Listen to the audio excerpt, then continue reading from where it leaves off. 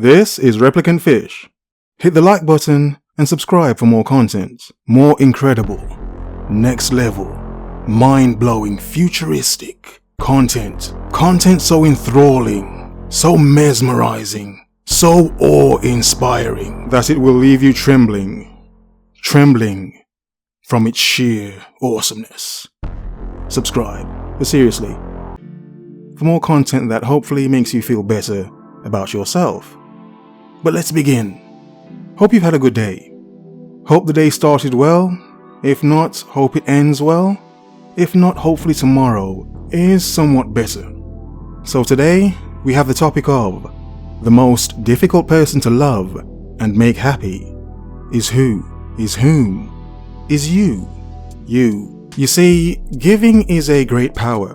The power to give, to see how by giving something to someone else, how it makes them feel better and how you can then feel good about yourself through your giving. We understand this, the power of giving. We also understand the power of caring about others, how in treating others well, certain others that actually deserve to be treated well, how they can actually blossom, they can grow, they can become more than they were before because of how you've helped, because of how you've given.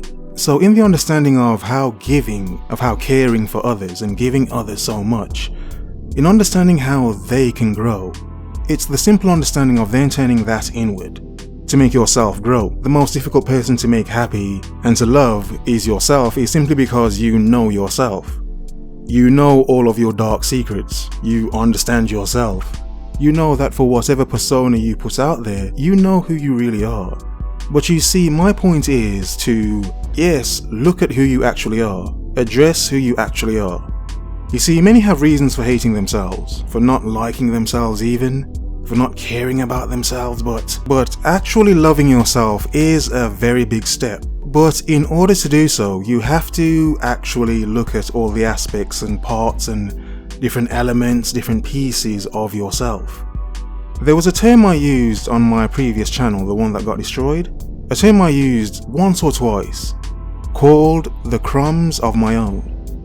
Meaning what? Meaning actually being honest with yourself, looking at all of those pieces of yourself and addressing them, seeing what you can do to change or accept them, accept who you are, in other words. For instance, one of my large and blinding elements would be the element of my desire. This damned glaring thing over there, blinding it is. The sheer brilliance of my desire. That drooling, thirsting, simpish desire. The normal desire as a man.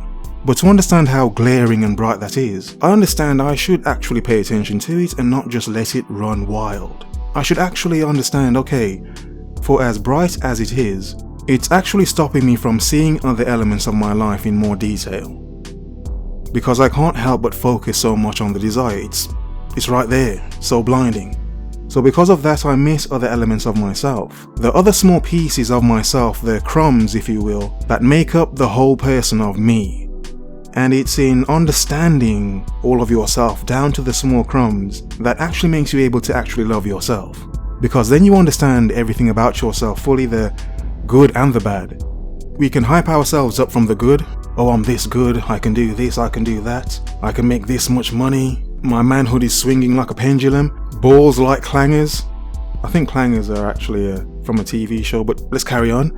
But you understand what I'm saying, you can't just lean on the great things about yourself in order to understand yourself fully to then love yourself.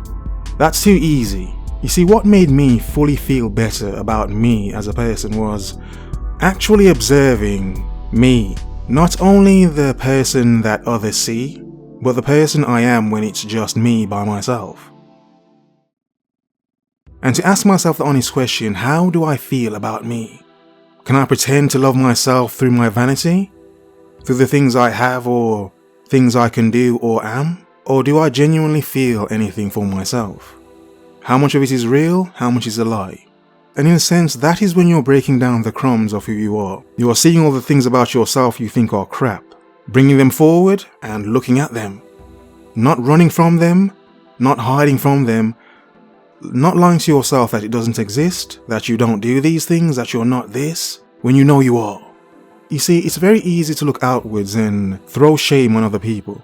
To say, oh, look what they've done, ha ha ha, or shame on you, what you've done is so disgusting and despicable.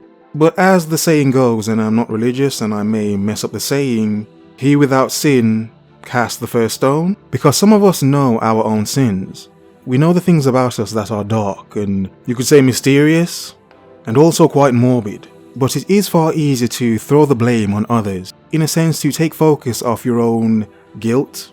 For instance, I'm not saying everyone, but many people do this, to take focus off their own guilt, so they throw guilt heavily on others.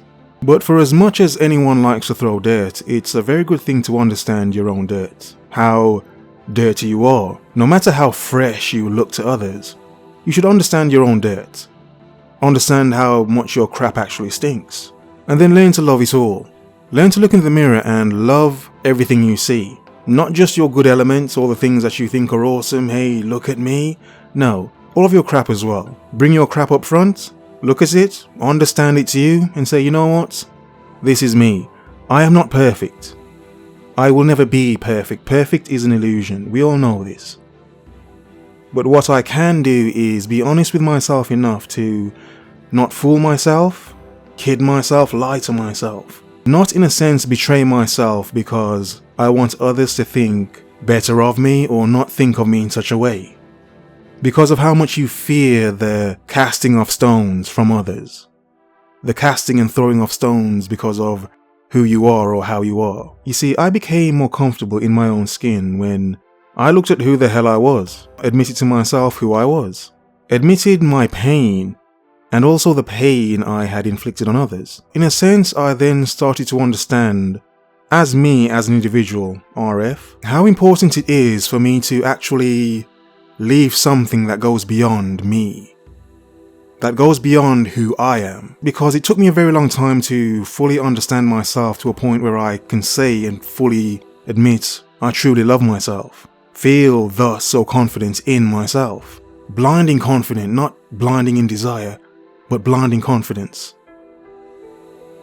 Not to be arrogant, not to step on others, not to look down on others, but more to look up to myself, to look up rather than down, and to also understand how can I share this to others? How can I make others understand what it's like to use the things that have happened to you and turn those things into fuel? Turn those things into fuel, into a propellant to push yourself forwards, to rise, to become something better. The only way I know how to do this is through my words, the things that I say. Hopefully they make sense. Hopefully they can be tools that you can use to apply and make yourself better, or even feel better. The most difficult person to love is you because you know your dirt. You know how you actually are. You live with yourself every single day. You will live with yourself for the rest of your life. So it can also go with the saying of, you can't expect others to love you if you don't even love your damn self. But in order to fully love yourself, you do have to be honest with yourself to the point where you understand you're not perfect, but you also understand that you're no one else. No one else is you. Some say the greatest ever love you will ever have is the one you have for yourself. That is true, because in loving and caring for yourself, you understand that you have meaning regardless of others, that you have value regardless of if others see value in you, that you are worth more even if others don't think you're worth more. So long as you seek these things for yourself, you understand it doesn't matter what anyone else thinks or says about you. It's not their journey, it's not their path. They will never be you. They can never be you. What is your blueprint? Who are you? Do you know? Do you care to know? If the best things in life are free, then what could be more freeing than the understanding of self? That costs nothing but time and patience, discipline, dedication. In a sense, you could see it like the future. Some see doom. Some see the best is yet to come. Here's to the self, down to the finest crumbs. Focus. Observe. Remember. The world is yours. Have a nice day.